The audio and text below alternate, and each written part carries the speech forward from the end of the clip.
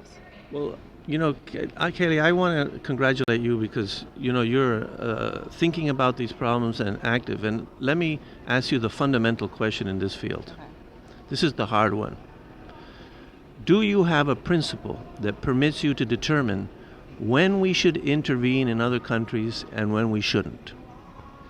Do I personally have a principle? Exactly. That permits you to make your own personal decision as to whether you think the intervention, the action was proper, whether we should have gone to war or not, or that orients you, that tells you what you think you should do. The question is, do you have a principle that permits you to determine when we should go to war and when we shouldn't?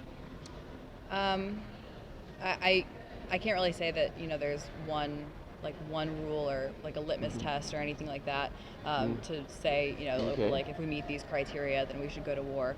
Okay, well, that was going to be my second question. What are the criteria? So you don't have a principle. Now here's the this is even more deep question. Okay. Can you evaluate effectively without a principle? I think that you can, because I think you can prioritize certain criteria. Okay, so you think you can evaluate effectively without a principle. Let me ask you an even more deep question. What is an evaluation? What is an evaluation? Exactly. I would say an analysis of different factors to make some sort of determination on what decision you should make. So if you have a contest in your college about who should be chosen for the high jump team, there's a principle that you use to Right. select them, right? Yes.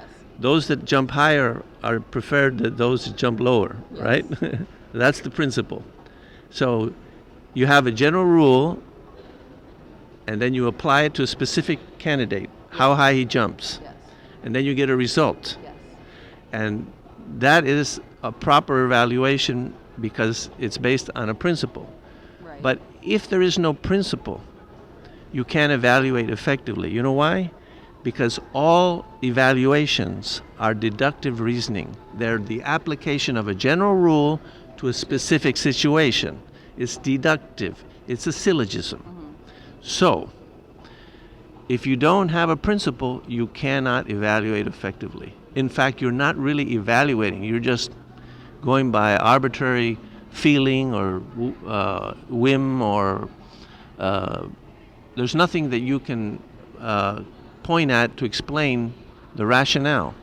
So if you want to have good evaluations in any subject, be it high jump selection, chemistry, biology, politics, psychology, whatever it is in life, you need to identify the principle. If you don't have a principle, you cannot evaluate effectively, and you really don't have much knowledge in the subject.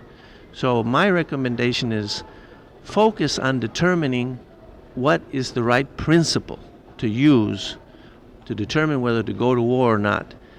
Because the whole idea of national interest or interests, everybody has interests everywhere. That doesn't really tell you anything. You can't use that as a principle. Now, what was the principle that our founding fathers used?